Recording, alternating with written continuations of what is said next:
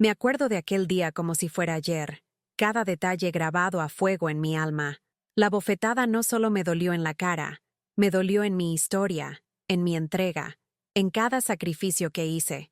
Lo que me desgarró, lo que me hizo caer de rodillas no fue la mano de Renata, sino el silencio de mi hijo, la mirada cobarde de quien crié, eduqué y amé por encima de todo. En ese instante, algo en mí se rompió para nunca más volver a ser lo mismo. Y allí, sentada a la mesa, supe, era hora de actuar. Esta es la historia de cómo una madre, herida en lo más profundo de su dignidad, encontró la fuerza para levantarse y reescribir su propio destino. ¿Alguna vez imaginaste ser traicionado por quien más amas?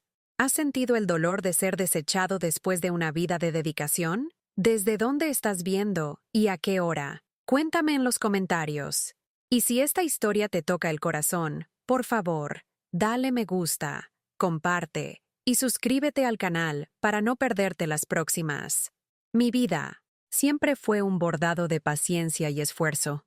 Crecí en el campo, donde el sol castigaba la tierra y los callos en las manos eran marcas de honor. Mi madre, una mujer de fibra y pocas palabras, me enseñó el valor del silencio y la resiliencia. Doña Aurora, decía ella, con sus ojos de jabuticaba brillando, la vida es un río que corre, y tenemos que aprender a nadar contracorriente, cuando sea necesario. Me llamaba Aurora, y aprendí. Me casé joven con un buen hombre, Manuel, un carpintero de Moindwell, manos fuertes y corazón blando. Nuestro amor era simple, tejido en el día a día, en las comidas familiares, en el olor a madera recién cortada que traía a casa. La mayor alegría de nuestra unión llegó con Pedro, nuestro único hijo. Ah, Pedro. Desde el primer llanto, fue la luz de mis ojos, la razón de mis días. Recuerdo sus manitas agarrando mi dedo, su risa contagiosa que llenaba la casa de melodía. Era un niño listo, curioso, con una pasión innata por dibujar mundos en hojas de papel, arrugadas. Me dediqué a Pedro con la intensidad de una leona protegiendo a su cría. Trabajé el doble, cosiendo para afuera, haciendo dulces para vender en la feria, todo para que él tuviera lo que yo no tuve, oportunidades. No quería que la vida lo atara a los límites de nuestro pequeño pueblo. Mis sacrificios eran invisibles para los demás, pero para mí eran actos de amor, de una esperanza silenciosa de que volaría alto. Recuerdo noches sin dormir, cosiendo a la luz parpadeante de una lámpara, con Pedro durmiendo tranquilamente en su cuna a mi lado, una sonrisa inocente en los labios. Mi cuerpo dolía, pero mi corazón rebosaba de una felicidad que solo una madre puede entender. La muerte de Manuel, cuando Pedro tenía solo 10 años, fue un golpe devastador. El suelo se hundió bajo mis pies. Era una viuda joven, con un hijo pequeño y un futuro incierto, pero la promesa que me hice a mí misma, y a Manuel, fue que a Pedro no le faltaría nada. A partir de ese día, mi propósito se volvió singular: garantizar que Pedro tuviera la mejor educación, el futuro que se merecía. Luché contra la marea, enfrenté la soledad, el dolor de la ausencia, vendí la pequeña casa del campo, me mudé a la ciudad, cerca de una buena escuela. Allí, empecé de cero, limpiando casas, lavando ropa, haciendo lo que fuera necesario. Pedro crecía, y yo veía en él la recompensa de cada gota de sudor. Era un buen hijo, aplicado en los estudios, amable, cariñoso. Íbamos juntos a misa los domingos, paseábamos por el parque, soñábamos juntos con el día en que se graduaría, que tendría una vida mejor. Guardaba cada dibujo, cada nota que me dejaba. Eran tesoros. Mi vida era simple, pero rica en amor y propósito, y el propósito era él. Entonces Pedro creció, se graduó, y consiguió un buen empleo en una gran empresa. Fue cuando Renata entró en su vida. Ella era de una familia acomodada, con un brillo en los ojos que yo, en mi ingenuidad, confundí con vivacidad. Al principio, era encantadora. Me llamaba suegrita querida, elogiaba mi comida, pero había algo en su mirada, un hilo de aridez que yo elegí ignorar. El amor de Pedro por ella era innegable, y yo quería su felicidad por encima de todo. Por eso, abrí mi corazón y mi casa. Lo que no percibí, en aquella época, era que la entrada de Renata en nuestras vidas marcaría el inicio de una lenta y dolorosa corrosión de todo lo que había construido. Las pequeñas ironías, los comentarios sutiles sobre mi ropa sencilla, sobre la decoración de mi casa, comenzaron a acumularse. Los ignoraba, los atribuía a la diferencia de crianza, pero eran como minúsculas esquirlas de hielo que se clavaban en mi pecho, presagiando la tormenta que vendría. La primera señal, la más sutil y la más dolorosa, fue cuando Pedro comenzó a visitarme menos. Las excusas eran siempre las mismas: trabajo, cansancio, compromisos con Renata. Mi corazón de madre sentía el pinchazo, pero mi mente intentaba justificar, intentaba entender. Estaba perdiendo a mi hijo, poco a poco, a un silencio que aún no comprendía. Cada día que pasaba, la presencia de Renata en sus vidas se volvía más imponente, y la mía, más diminuta. Las visitas de Pedro, antes semanales, se volvieron quincenales, luego mensuales.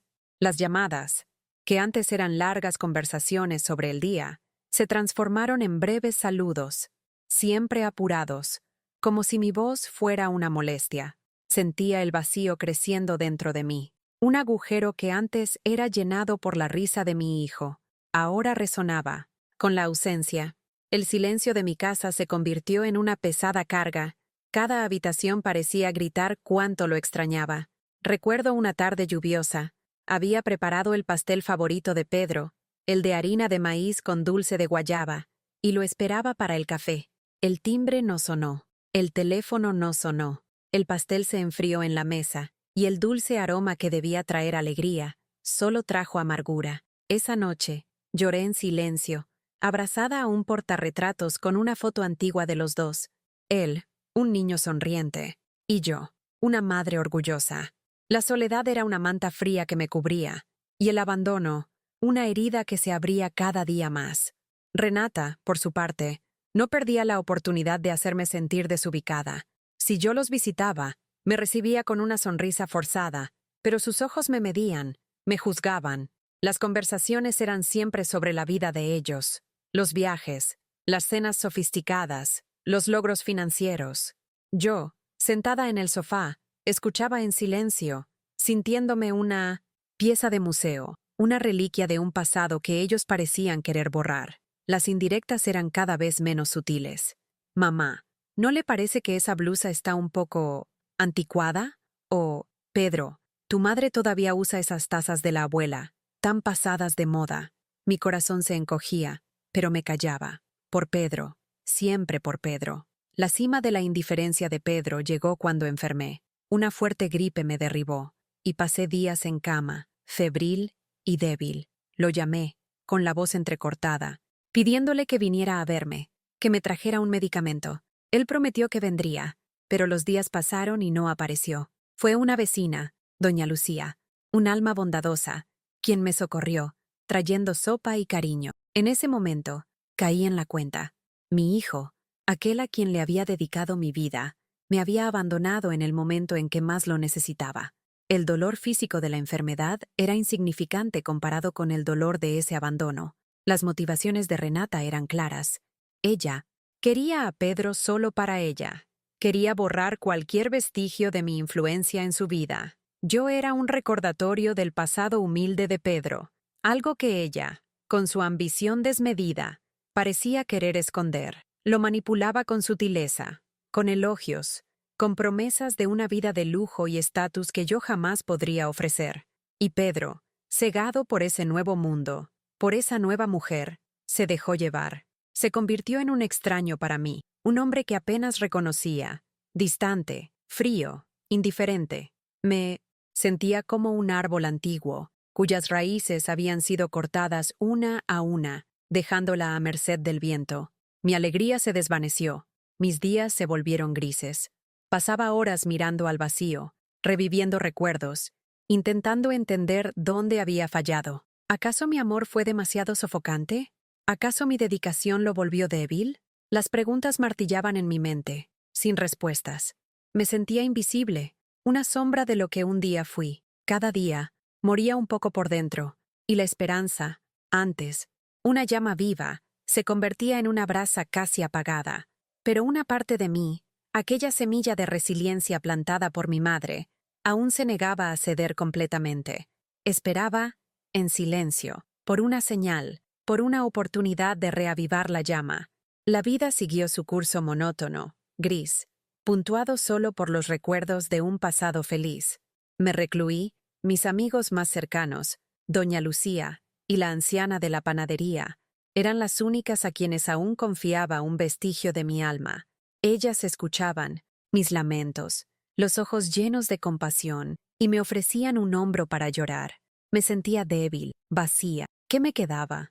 Mis pocas pertenencias, las fotos descoloridas, la casa que un día estuvo llena de risas, y ahora parecía un mausoleo. Fue entonces cuando el universo, en su infinita y a veces cruel sabiduría, decidió darme un empujón doloroso, es verdad, pero necesario. Mi hermana, Celia, que vivía en el campo y con quien yo mantenía un contacto esporádico, me llamó con la voz quebrada. Había encontrado, entre las viejas cosas de nuestra madre, una caja empolvada. Dentro de ella, entre encajes y fotografías antiguas, había una carpeta gruesa con el nombre de Manuel, mi difunto marido, escrito con su caligrafía esmerada. Aurora, dijo Celia, hay unos documentos aquí que creo que son tuyos. Él guardaba todo con tanto celo. Un escalofrío recorrió mi espalda. ¿Qué podría haber allí? ¿Documentos viejos? ¿Quizás pólizas de seguro ya vencidas? Días después, la caja llegó, por correo. Con las manos temblorosas, abrí la carpeta. Dentro, había papeles amarillentos, algunos con la firma de Manuel, certificados, recibos de compra y venta. Y entonces, en un sobre separado, un documento más reciente, fechado pocos meses antes de su muerte. La escritura de un pequeño terreno en el campo, cerca de donde crecimos. Y junto a ella, una carta. La letra era de Manuel. Mi corazón se aceleró. Abrí la carta, las palabras bailando ante mis ojos empañados por las lágrimas. Él escribía sobre el futuro de Pedro, sobre cuánto quería que su hijo tuviera seguridad. Mencionaba una pequeña inversión que había hecho, con la esperanza de que ese terreno, en unos años, se valorizara y garantizara un buen dinero para el hijo.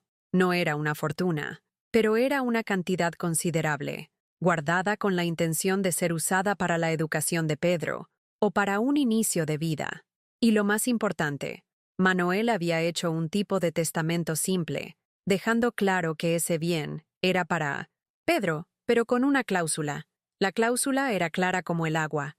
El terreno solo podría ser vendido, o su valor utilizado, si Pedro estaba de acuerdo, y crucialmente, si él me estaba cuidando a mí, su madre, en mi vejez. Era una medida de protección, una forma de garantizar que yo no quedaría desamparada. Manuel, en su sabiduría simple, había previsto el futuro, o quizás, simplemente conocía bien la naturaleza humana. Confiaba en Pedro, pero quería que yo tuviera una garantía. Al final de la carta, le pedía a Pedro que me cuidara. Tu vieja y querida madre, que tanto nos amó. Las lágrimas corrían libremente por mi rostro. No eran solo lágrimas de emoción por el recuerdo de Manuel, sino de un dolor agudo, mezclado con una rabia creciente. Pedro sabía esto. Estaba segura de que él lo sabía. Manuel había dejado una copia de este testamento con el abogado de la familia, el doctor Almeida, quien todavía se ocupaba de algunos asuntos míos. Pedro, al cumplir 18 años, habría tenido acceso a esta información. Él me lo había ocultado. Me había hecho creer que vivía solo de mi pequeña pensión y de los trabajos ocasionales que aún hacía cuando la salud me lo permitía. Me había dejado sentir el dolor del abandono, la preocupación financiera, aun sabiendo que había una provisión. La epifanía fue abrumadora. No era solo abandono, era una traición calculada. Él me quería dependiente, callada, para que no estorbara su nueva vida de apariencias y estatus al lado de Renata. Ese terreno, probablemente, ya se había valorizado mucho. Estaban esperando el momento justo para apoderarse de él, sin que yo supiera de la cláusula que me protegía. El dolor que antes era una herida abierta, se transformó en un incendio. La humillación que sufrí a manos de Renata, la indiferencia de Pedro, todo encajó como piezas de un macabro rompecabezas. La debilidad que me consumía dio lugar a una fuerza que no sabía que poseía. La resignación se transformó en determinación. Mi visión, empañada por las lágrimas, se secó, y un brillo, hacía mucho apagado, se reavivó en mis ojos. Ya no era la vieja Aurora, encorvada por el dolor y la soledad.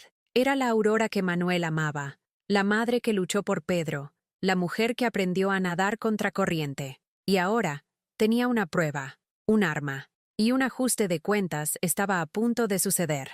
La verdad, finalmente, sería revelada. Con el documento en mano y la certeza en el corazón, el miedo que antes me paralizaba dio paso a una valentía que ni yo misma sabía que tenía. Llamé al doctor Almeida, el abogado de Manuel, y concerté una cita. Él, un señor de cabellos blancos y mirada perspicaz, escuchó mi historia con atención, confirmó la validez de la cláusula en el testamento y me orientó sobre los próximos pasos. Era hora de confrontar. Llamé a Pedro. Mi voz, antes temblorosa al hablar con él, sonaba firme, cargada de una nueva autoridad. Hijo, le dije, necesitamos hablar. Es sobre un asunto importante que involucra a tu padre. Él dudó, pero la determinación en mi tono debe haberlo convencido. Acordamos vernos en mi casa el domingo, un día que, irónicamente, solía ser sagrado para nuestros encuentros familiares. El domingo llegó, y con él, un nerviosismo contenido, pero también una calma inesperada. Había preparado un café sencillo, sin el pastel de harina de maíz. No habría festividades ese día. Pedro y Renata llegaron puntuales. Ella, como siempre, impecable, con una sonrisa que no le llegaba a los ojos. Él, visiblemente tenso, lanzándome miradas furtivas. «Siéntense, Pedro, Renata», dije señalando las sillas. El silencio en la sala era palpable, pesado, lleno solo por el tic-tac del reloj de pared. Serví el café y, sin rodeos, fui directo al grano. «Pedro, hay algo que tu padre te dejó, algo que yo solo descubrí hace poco tiempo». Saqué la carpeta y el testamento de una bolsa que estaba a mi lado. Las cejas de Renata se arquearon, y un brillo de curiosidad, mezclado con codicia, se encendió en 1200 sus ojos. Pedro palideció ligeramente. «Esto», continué, extendiéndole el documento, «es la escritura de un terreno que tu padre compró para ti, pensando en tu futuro». Pedro tomó el documento. Sus manos temblaban un poco. Renata se inclinó para leer por encima del hombro de él y vi la sorpresa en su rostro cuando notó el valor estimado del inmueble. «¿Y aquí?», dije, mi voz elevándose un poco, pero manteniendo la calma. «Está la condición que tu padre impuso para que pudieras disfrutar de este». «Bien». Pedro leyó la cláusula, sus ojos recorriendo las líneas rápidamente, y su rostro se puso rojo. Renata soltó una risa nerviosa. «Pero qué absurdo, suegra. Eso es cosa del pasado. ¿Quién cuida de quién hoy en día?», disparó, intentando desviar el foco. La encaré, mi mirada fija e inquebrantable. «Renata, este documento es legal, y la condición es muy clara. Para que Pedro pueda vender o usar el valor de este terreno, necesita estar cuidándome. Y te pregunto a ti, Pedro». Me volví hacia mi hijo, el dolor mezclándose con la indignación en mi voz. «Tú, mi hijo, ¿me has cuidado? ¿Estuviste a mi lado cuando te necesité? ¿Me visitaste cuando estuve enferma? ¿O me abandonaste, me dejaste sola, mientras planeabas apoderarte de lo que tu padre te dejó, ignorando su voluntad?» Pedro tartamudeó, incapaz de mirarme a los ojos. «Madre, yo no sabía que usted estaba tan mal. Renata», ella me dijo. «No le eches la culpa a ella, Pedro». Lo interrumpí, mi voz cortante como una cuchilla. «Eres un hombre adulto. Hiciste tus elecciones. Me viste languidecer. Me sentiste desaparecer de tu vida. Y no moviste un dedo. Y lo que más me duele, Pedro, es que sabías todo esto. Sabías de la cláusula. Me lo ocultaste. Me hiciste pasar por necesidades, por preocupaciones, mientras esperabas el momento de desecharme por completo». Lágrimas comenzaron a correr por mi rostro, pero no eran lágrimas de debilidad, sino de un dolor profundo, de un resentimiento que necesitaba ser expulsado. «Te di mi vida por ti, Pedro. Cada gota de sudor, cada sacrificio, cada noche sin dormir. Te di el mundo que yo no tuve. Y tú me entregaste a un abandono silencioso. Me dejaste ser humillada por ella. Y encima, querías robarme lo que era mío por derecho, lo que tu padre dejó para garantizar mi seguridad. Renata, dándose cuenta de que la situación estaba fuera de control, intentó intervenir de nuevo. Suegra, no es para tanto. Pedro siempre la ha amado. Él solo. Silencio, Renata, ordené. Y ella se calló, sorprendida por mi firmeza. Esta conversación es entre madre e hijo. Y Pedro, la verdad es esta. Tu padre no te dejó esto simplemente. Lo dejó con una condición que tú, al abandonarme y traicionarme, no cumpliste. El peso de mis palabras flotaba en el aire. Pedro estaba en shock, su rostro pálido, la boca entreabierta. Sabía que yo tenía razón. Sabía que había fallado. No había argumentos. No había excusas que pudieran borrar la verdad que ahora estaba expuesta. En ese momento no estaba solo revelando un secreto. Estaba recuperando mi voz, mi dignidad, el control que ellos habían ejercido sobre mí, la red de mentiras y negligencia, estaba siendo deshecha, hilo por hilo, ante sus propios ojos. La catarsis, aunque dolorosa, era liberadora. Ya no era la víctima, era la mujer que se negaba a ser silenciada. El silencio que siguió a mis palabras fue el más ruidoso que jamás había presenciado. Pedro estaba destrozado. Su mirada vacilaba entre la culpa y la vergüenza. Renata, por su parte, estaba lívida, su postura arrogante desmoronándose bajo el peso de la revelación. Intentó argumentar, culpando la antigüedad de la cláusula, la falta de modernidad del testamento. Pero sus palabras eran huecas, sin fuerza, ante la verdad desnuda y cruda. Yo, por otro lado, sentía una calma extraña, una ligereza que hacía mucho no experimentaba. Era como si un peso inmenso se hubiera quitado de mis hombros.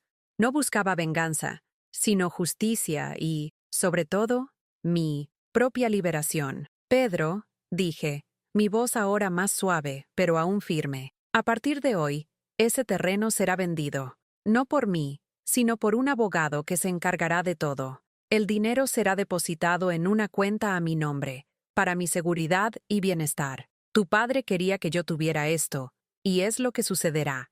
En cuanto a ti, la puerta de mi casa siempre estará abierta, pero la decisión de venir, de arrepentirte, de intentar retomar los lazos, será tuya. Pero debes saber que el camino hacia mi corazón, si es que todavía existe para ti, será largo y arduo, y no estará pavimentado con excusas ni por la manipulación de nadie. Pedro balbuceó algo sobre el arrepentimiento, pero las palabras parecían vacías.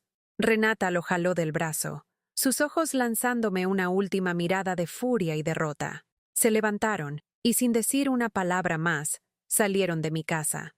La puerta se cerró, y el silencio volvió, pero esta vez, no era el silencio de la soledad, sino el de la paz. Los meses siguientes fueron de reconstrucción. El proceso del terreno fue demorado, pero el doctor Almeida se encargó de todo con la eficiencia y la discreción necesarias. Con el valor de la venta, pude reformar mi casa, dejándola más cómoda y acogedora. Pude pagar un mejor plan de salud y por primera vez en mucho tiempo, me sentí financieramente segura. Pero la mayor riqueza que recuperé no fue material, fue mi dignidad, mi autoestima. Retomé contacto con viejas amigas. Empecé a tomar clases de pintura, algo que siempre quise, pero nunca tuve tiempo ni dinero. Mis días se llenaron de nuevos colores y propósitos. La herida del abandono aún cicatrizaba, es verdad, y los recuerdos del pasado a veces me visitaban, pero ya no era la mujer fragilizada, la víctima. Era una sobreviviente, una mujer que se había levantado de las cenizas. Pedro, después de algunas semanas, intentó un contacto, un mensaje, luego una llamada. Las palabras eran de remordimiento, de disculpas. Yo escuchaba, con el corazón, aún lastimado, pero sin resentimiento. No era un perdón inmediato, sino una comprensión de que cada uno cosecha lo que siembra. Él se divorció de Renata algunos meses después, y supe que intentó reconectarse con algunos de los antiguos amigos. La vida, a veces, nos da lecciones duras para que podamos madurar. Hoy, sentada en mi balanda, Con una taza de té caliente en las manos y el sol de la tarde besando mi rostro, observo el jardín que planté. Cada flor, cada hoja verde, es un símbolo de mi resiliencia, de mi capacidad de renacer. No guardo rencor, solo la certeza de que el amor, el verdadero amor, exige respeto y reciprocidad. La mayor lección que aprendí es que nuestra felicidad no puede depender de la aprobación o del cuidado de los demás, especialmente de aquellos que eligen abandonarnos. Es necesario encontrar la fuerza en uno mismo, en su propia luz, para florecer nuevamente. ¿Y tú? ¿Cuál es tu historia de superación? ¿Te has sentido abandonado por quien más amabas? Deja tu comentario. Tu experiencia puede inspirar a otras personas. Y si esta historia te tocó el corazón, dale me gusta, comparte y suscríbete al canal. Tu presencia aquí marca la diferencia.